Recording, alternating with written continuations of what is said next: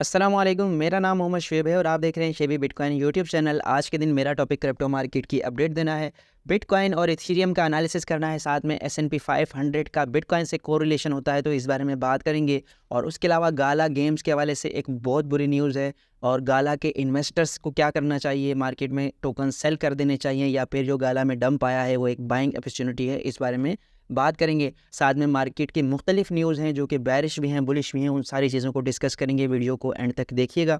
तो सबसे पहले यहाँ पर बात करते हैं S&P 500 की। S&P 500 यहाँ पर हमें एक अप ट्रेंड बनाता हुआ नज़र आ रहा था। ये येलो लाइन आपको नज़र आ रही है, यहाँ पर इसने अप ट्रेंड बनाया, लेकिन यहाँ जो है इसने इस ट्रेंड लाइन को ब्रेक कर दिया और अब जो है अगेन ये इसको रिटेस्ट कर रहा है। ये एक किस्म का ब्रेक डाउन के बाद जो रिटेस्ट होता है ये बेरिश सिग्नल होता है, यहाँ से डाउन साइड पर क्रैश कर सकती है मार्केट।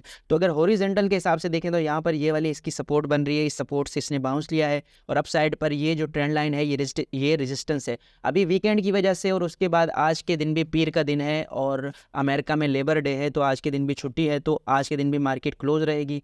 कल जब मार्केट की ओपनिंग होगी तो अगर ऊपर होती है और अपसाइड पर जाता है S&P 500 तो हमें क्रिप्टो मार्केट में भी पॉजिटिव रिएक्शन नज़र आ सकता है और बिटकॉइन भी हमें पंप करता हुआ दिख सकता है। और अगर मार्केट क्रैश करती है और अगेन इस लेवल को रिटेस्ट करती है तो फिर ये वाला लेवल ब्रेक हो सकता है और फिर जो है क्रिप्टो मार्केट भी हमें डाउन साइड पर जाती हुई नज़र आ सकती है। और BTC की बात करते हैं, BTC की भी वीकली क्लोजिंग हो चुकी है और वीकली क्लोजिंग भी सेम अगर आप यहाँ पर वीकली टाइम फ्रेम में चेक करें तो उसी कैंडल के हिसाब से हुई है। एक लंबी सी विक बनी है अपसाइड पर और एक छोटी सी बॉडी के साथ इसने क्लोजिंग कर ली है। और बिटकॉइन का मंथली चार्ट मैंने आपसे शेयर किया था, उसमें यहाँ पर ये वाला जो लेवल है ये मंथली 50 EMA है जो कि यहाँ पर इसको होल्ड करेगी। अगर बिटकॉइन नीचे आता है तो ये ऑलमोस्ट 24,500 के करीब है। फिलहाल यहाँ पर 200 मूविंग एवरेज जो है इसको स्ट्रांगली होल्ड दे रही है। यहाँ पर जो कि मैंने आपसे कल भी शेयर की थी, यहाँ पर एक्सपोनेंशियल मूविंग एवरेज यहाँ होल्ड कर रही है। जब तक ये बिटकॉइन को सपोर्ट दे रही है तब तक बिटकॉइन जो है नीचे नहीं जाएगा और अगर जाएगा तो यहाँ से जो कि मंथली 50 मूविंग एवरेज है यहाँ से इसे अगेन बाउंस मिलेगा और यहाँ पर स्ट्रॉन्ग अभी भी बिटकॉइन हमारे पास स्ट्रॉन्ग सपोर्ट जोन के एरियाज़ पर है। तो फिलहाल इतने ज़्यादा बेरिश मार्केट में सेंटिमेंट नहीं है, लेकिन मैंने आपको पहले भी बताया था कि जब मेन स्ट्रीम मीडिया में और ट्विटर पर हद से ज़्यादा लोग बेरिश हों तो फिर मार्केट मैनिपुलेशन होती है।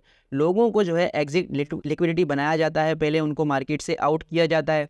जब वो घबरा कर फेयर में आकर मार्केट से आउट होते हैं या फिर बाय नहीं करते कि मार्केट जो है डंप कर सकती है, तो तब जो है इंस्टीट्यूशन और मार्केट मेकर क्या करता है कि मार्केट जो सडन से जो है अपसाइड पर पंप करता है। ये जो आपको बड़े बड़े पंप नज़र आ रहे हैं इनके पीछे भी कई बार यही न्यूज़ होती है कि बुरी न्यूज़ होती है और सेंटीमेंट रिटेल इन्वेस्टर के बहुत कमज़ोर होते हैं और जो बड़े इन्वेस्टर हैं वो मार्केट को पंप करके प्रॉफिट टेकिंग करते हैं। उसके अलावा इथेरियम की बात करते हैं, इथेरियम भी सेम उसी मूवमेंट में ट्रेड कर रहा है, सेम BTC की तरह 200 मूविंग एवरेज को रिटेस्ट कर रहा है, तो इसमें भी जो है कुछ खास डिस्कस करने को नहीं है।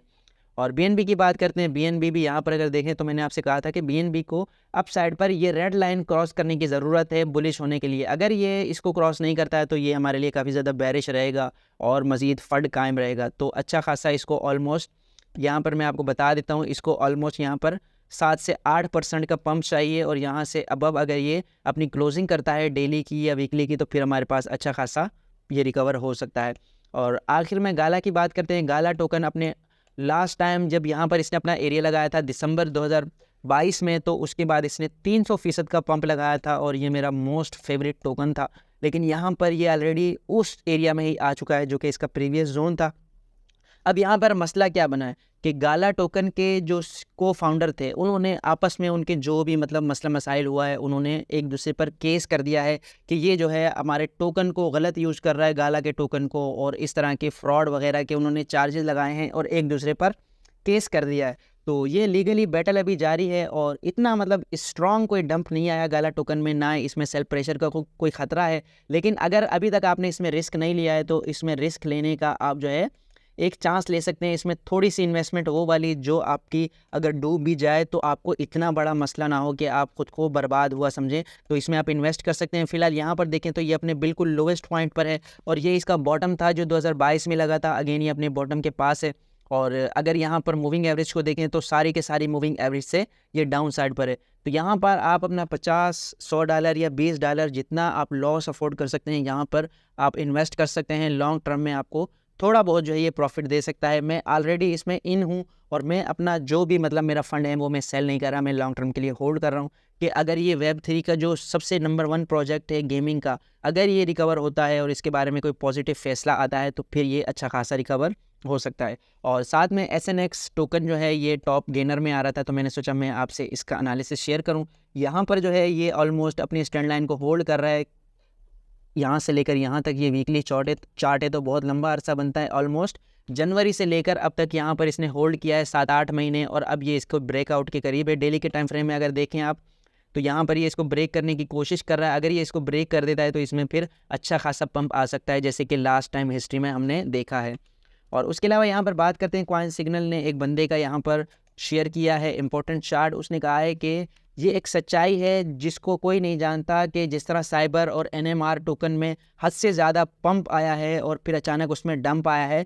तो मार्केट की हिस्ट्री ये बताती है कि लास्ट टाइम जब 7 फरवरी को ये हुआ था, फरवरी के महीने में, तब BTC ने 7% का डंप लिया था। तो अगेन ऐसा हो सकता है। यानी एक सोच है और एक थॉट्स है मार्केट में कि शिट कॉइन जब पंप करते हैं तो बिग प्लेयर जो है एग्जिट लिक्विडिटी बनाते हैं लोगों को। तो इस चीज़ से भी आपने जो है अवेयर रहना है। यहाँ पर जो है ये क्रिप्टो रेवर एक यूट्यूबर है, इसने कहा है कि 2024 जो है ग्रेट रहेगा बिटकॉइन के लिए। इसमें बिटकॉइन हाल्विंग होगी, इंटरेस्ट रेट कट लग सकता है फेड की तरफ से। चार्ट और इंडिकेटर और ऑन चेन डेटा बिटकॉइन को बुलिश बनाता है। US के इलेक्शन होने वाले हैं और बिटकॉइन स्पॉट ETF जो है लॉन्च होने वाला है। तो ये हिस्ट्री में जो है पहली बार होगा, यानी बिटकॉइन हाल्विंग 3 साल बाद होने वाली है। फेड का इंटरेस्ट रेट जो है इतना ज़्यादा इन्होंने 2008-2002 से पहले नहीं बढ़ाया था, तो ये भी अगेन इतने अरसे बाद होगा। और ऑन चेन डेटा और इंडिकेटर भी अपनी हिस्ट्री को जो है चेंज करते हुए नज़र आए हैं। US इलेक्शन होने वाले हैं और first time bitcoin spot ETF launch होने वाला है। तो ये सारी चीज़ें बिटकॉइन के लिए बहुत ज़्यादा बुलिश हैं।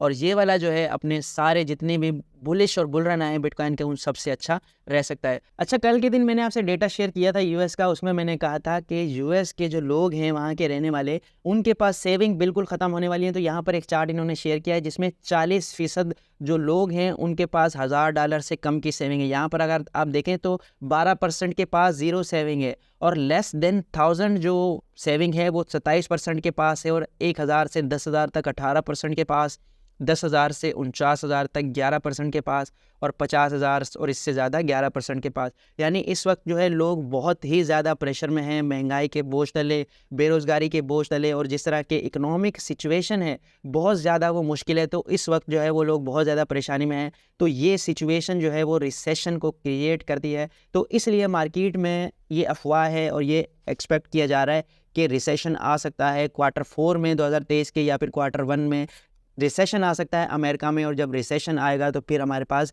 जो फाइनेंशियल मार्केट हैं उन पर अच्छा खासा प्रेशर आता है। अच्छा, यहाँ पर एलन मस्क के बारे में बात की जा रही है कि उनकी बायोग्राफी जो है वो रिलीज़ की जाएगी। उसमें जो है एक चीज़ एक्सपेक्ट की जा रही है कि डोज कॉइन को एलन मस्क ने फंडिंग की है उसकी डेवलपमेंट के लिए। तो ये चीज़ जब रिलीज़ होगी तो इसमें डोज कॉइन को एक तो अच्छा खासा पंप तो इस खबर की वजह से मिलेगा, लेकिन जब इसकी डेवलपमेंट में फंडिंग की है एलन मस्क ने, तो जाहिर है जब जो इसका ट्विटर है, एक्स नाम दे दिया है जिसे अब इसने, तो वो अगर जो है अपसाइड पर जाता है, ग्रो करता है, तो फिर जो है पेमेंट सिस्टम अगर उसमें आता है तो उसमें लाजमी डोज कॉइन शामिल रह सकता है, क्योंकि एलन मस्क इसको सपोर्ट करने के साथ साथ फंडिंग कर रहा है, तो इसको लाजमी वो यूज़ करेगा। ये डोज कॉइन के होल्डर के लिए बहुत अच्छी न्यूज़ है। और यहाँ पर अगर टोकन अनलॉक की बात करें तो इस हफ्ते $14 मिलियन के टोकन अनलॉक होने वाले हैं, जिनमें सबसे ज़्यादा हाईलाइट इम्यूटेबल एक्स टोकन है जिसकी 10 मिलियन की सप्लाई अनलॉक होने वाली है। फिर HFT है 1 मिलियन, फिर लुक्स है 862 के, और फिर GLMR है 6,10,000 का, लिक्विडिटी टोकन है 5,39,000, गाल टोकन है, और फिर TORN टोकन है। तो इन सारे टोकन को आपने मस्ट वॉच करना है और उनकी सपोर्ट रेजिस्टेंस पर फोकस रखना है। अगर आपको ये डंप करते हुए नज़र आएँ तो फिर आप इनमें इन्वेस्ट भी कर सकते हैं। और यहाँ पर बात करते हैं for the first time bitcoin के जो यूज़र्स हैं वो 48.5 मिलियन तक पहुँच गए हैं, जो कि स्पेन की पॉपुलेशन से ज़्यादा हैं। तो ये मुसलसल बिटकॉइन का ग्राफ जो आपको येलो कलर का नज़र आ रहा है, ये बिटकॉइन के पॉपुलेशन का है कि बिटकॉइन के यूज़र्स कितने हैं। बिटकॉइन होल्डर्स 48.5 मिलियन से क्रॉस कर गए। लास्ट में जो है मैं डॉक्टर प्रॉफिट की आपसे मार्केट अपडेट शेयर करना चाहता हूँ। हर संडे को ये शेयर करता है, आप इसके चार्ट पर और इसके अकाउंट पर ट्विटर में देख सकते हैं। यहाँ पर ये चार्ट मैं आपसे अक्सर शेयर करता रहता हूँ। अब यहाँ पर इसका जो एनालिसिस है वो शेयर करना चाहता हूँ। इसने कहा है कि बिटकॉइन जो है ETF, जब बिटकॉइन स्पॉट ETF जो है 2024 में जो है वो एक्सपेक्ट और हो सकता है कि अप्रूव हो जाए, उससे पहले जो है ये कह रहा है कि नहीं होगा। और इसने कहा है कि इस हफ्ते जो है ये एक्सपेक्ट कर रहा है कि बिटकॉइन जो है बिल्कुल साइडवेज कंसोलिडेशन कर सकता है, और ज़्यादा प्रोबेबिलिटी यही है कि मार्केट जो है बोर रहेगी। और साथ में इसने कहा है कि in the region of 25,200 that can be use to fast long scale with fast taking profit. यानी इसका कहना है कि आप 25,200 के रीजन में अगर बिटकॉइन को देखते हैं तो वहाँ से लॉन्ग करें, और फास्ट टेकिंग प्रॉफिट का मतलब है कि आपने मार्केट को क्लोजली वॉच करना है और उसमें जल्दी से प्रॉफिट टेकिंग करना है। ठीक है, ये चीज़ बहुत ज़्यादा रिस्की है, अगर आप इस स्ट्रेटजी को यूज़ करें तो आपने लाजमी अपना रिस्क मैनेज करना है। और साथ में इसने कहा है कि ये आपको याद रखना चाहिए कि हिस्टोरिकली वर्स्ट मंथ है स्टॉक और बिटकॉइन के लिए सितंबर का महीना, तो लाजमी इस चीज़ का आपने ख्याल रखना है। और इसका कहना है कि real volatility start in the next week due to CPI and PPI data. तो यहाँ पर जो है नेक्स्ट वीक हमारे पास कंज्यूमर प्राइस इंडेक्स और प्रोड्यूस प्राइस इंडेक्स का डेटा आएगा, और उसके हिसाब से ही हमारे पास मार्केट में तय होगा कि इंटरेस्ट रेट बढ़ाना है या पॉज करना है या कट लगाना है। और मैंने कल के दिन आपसे चार्ट शेयर किया था क्रूड ऑयल का। क्रूड ऑयल मुसलसल इंक्रीज़ हो रहा है, और सर्दियां आने वाली हैं, तो सर्दियों में जब एनर्जी महंगाई होती है तो एनर्जी का यूज़ ज़्यादा होता है, डिमांड ज़्यादा होती है, और अगर सप्लाई कम हो तो फिर जो है महंगाई बढ़ती है। तो सर्दियों के आने तक अगर क्रूड ऑयल की प्राइस मज़ीद इंक्रीज़ होती है तो फिर यह जो है अमेरिका में एक नई महंगाई की शरह होगी, और अमेरिका एक नई महंगाई से गुजर सकता है। और फिर जो हम ये एक्सपेक्ट कर रहे हैं कि 2023 में हमें पंप दिखेगा या ऑल टाइम हाई दिखेगा, तो वो थोड़ा मुश्किल रह सकता है, और फिर इंटरेस्ट रेट भी मज़ीद इंक्रीज़ हो सकते हैं। और जो रिसेशन वाला एक मामला है, और हम सोच रहे हैं कि अमेरिका में रिसेशन आ सकता है, उसकी प्रोबेबिलिटी जो है मज़ीद बढ़ जाएगी। तो इस चीज़ का, सारी चीज़ों को आपने कंसीडर करना है। ये थी आज की वीडियो। उम्मीद है कि आज की वीडियो भी आपके लिए इन्फॉर्मेटिव रही होगी। मिलते हैं अपनी नेक्स्ट वीडियो में। अल्लाह हाफिज़।